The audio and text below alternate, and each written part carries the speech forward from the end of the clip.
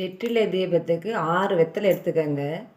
நல்லா கழுவிட்டு காம்பை கிள்ளிட்டு மயில் தொகை போல் அடுக்கி வைத்து மஞ்சள் குங்குமம் இட்டு அதுக்கு கொஞ்சம் பூக்கள் தூவி விட்டு நடுவில் ஒரு ஓம் விளக்கோ அல்லதோ ஒரு அகல் விளக்கோ வைத்து நெய் விட்டு பஞ்சுத்திரி போட்டு ஏற்றி முருகன் முன்னாடி வைத்து அதை கும்பிடுங்க. இதுதான் வெற்றிலை தீபம் வழிபாடு.